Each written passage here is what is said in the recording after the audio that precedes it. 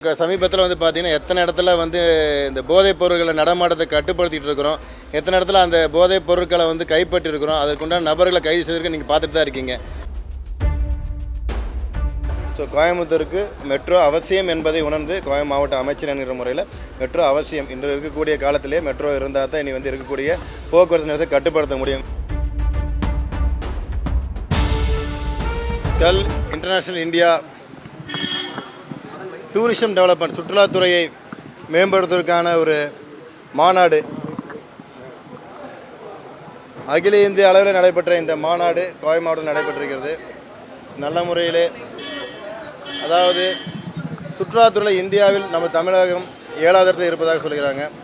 அதே போல் தமிழ்நாட்டில் நம்ம கோவை மாவட்டம் 2வது இடத்துல இருக்குது.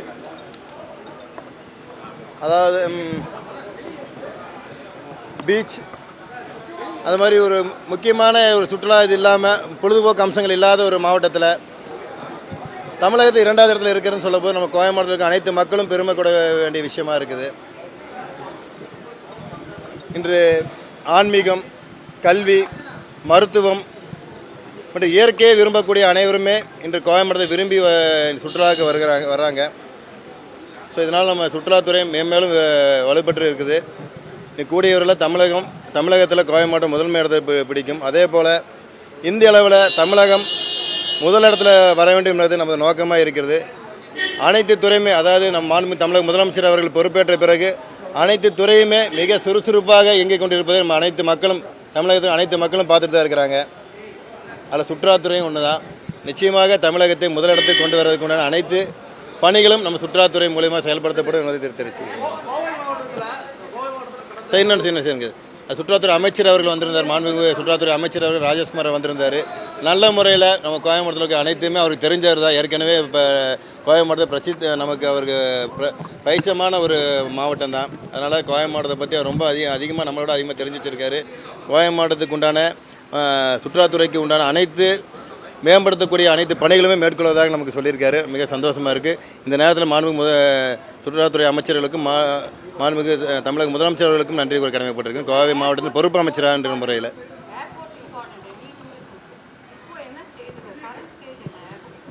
ஏற்கனவே எக்ஸ்பென்ஷன் பண்ணக்கூடிய அனைத்து ஏதாவது இடம் எடுக்கக்கூடிய அக்யூசியேஷன் இது கிட்டத்தட்ட 90% மேலே 90% முடிஞ்சிருக்குது. இன்னும் 10% இருக்குது. கூடிய விரைவில் உலகத்தரம் வாய்ந்த அனைத்து விமான சேவைகளும் சொல்லி முடிச்சுக்கிறேங்க மேடம்.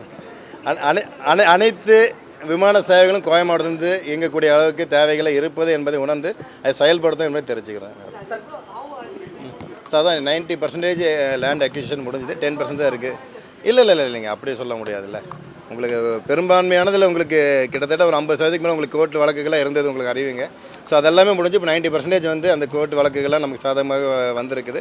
90% ஒர்க்கு முடிஞ்சிருக்கு, 10% தான் கூடுதல். அதுக்குண்டான பணிகளும் மிக விரைவாக செயல்படுத்திட்டு தான் இருக்கிறோம். நிச்சயமாக செயல்படுத்தவும் பார்த்துட்டே இருப்பீங்க. இனி வரக்கூடிய காலங்களில் அதற்குண்டான படிகளை நடப்பதை நீங்கள் கண்கூடாக பார்ப்பீங்க என்பதை தெரிவிச்சுக்கிறோம்.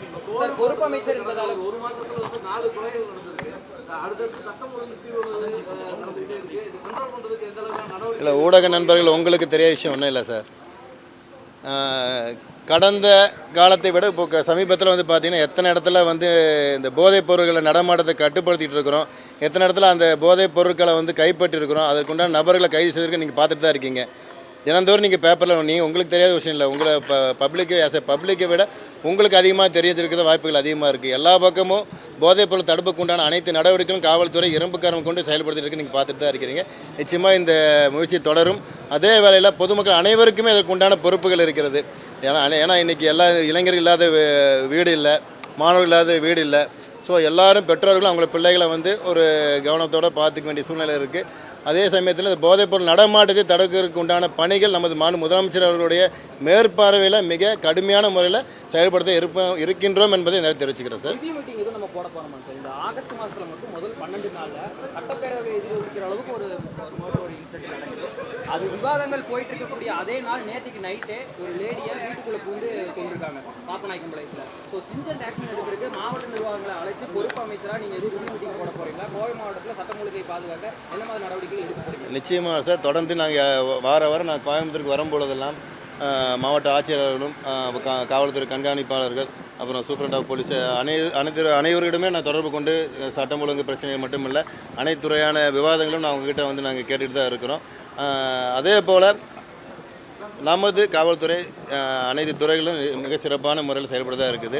நீங்கள் சொல்லக்கூடிய இன்சிடென்ட் கூட அதற்கு உண்டான விசாரணைகள் முறையான முறையில் செயல்படுத்த இருக்கிறாங்க. எந்த ஒரு தெளிவுகளும் இல்லை. ஒவ்வொருத்தருக்கும் ஒவ்வொரு விதமான கருத்துக்களை சொன்னாலும் முறையான விசாரணைக்கு பிறகு தான் உண்மை நிலவரத்தை நாங்கள் வெளிப்படையாக பேச முடியும். அதனால் நிச்சயமாக காவல்துறை தனது கடமை பொறுப்பாக செய்து கொண்டு தான் இருக்கிறாங்க என்பது எங்களுடைய பார்வையில் இருக்குது. அங்கங்கே இன்சிடென்ட் நடந்துட்டு தான் இருக்குது. அதை வந்து முழுமையாக கட்டுப்படுத்த வேண்டிய கடமைகள் எங்களுக்கு இருக்குது என்பது உணர்ந்து தான் செயல்படுத்திட்டு இருக்கிறோம் சார். நிச்சயம் பார்த்துக்கிறோம். அதை தான் இப்போ சொல்லியிருக்காங்க, அதை தான் இப்போ சொல்லிட்டோம், அதுதான் இப்போ நான் சார்ட்ட பேசுகிறேன். அதான் சார் இப்போ மண்டே வந்து அதுக்குண்டான பதில் சொல்வதாக வந்து மாண்புமிகு பேரவைத் தலைவர் அவர்கள் வந்து அதுக்குண்டான விளக்கத்தை சொல்லியிருக்காரு. அதுக்குண்டான விளக்கத்தை அங்கே வந்து விவரிப்பாங்க. அதற்கு உண்டான விசாரணைகள் முறையான விசாரணைகள் மேற்கொண்டு அதற்குண்டான தெளிவான பதில்களும் அங்கே அளிப்போம் என்று தெரிவிச்சுக்கிறது.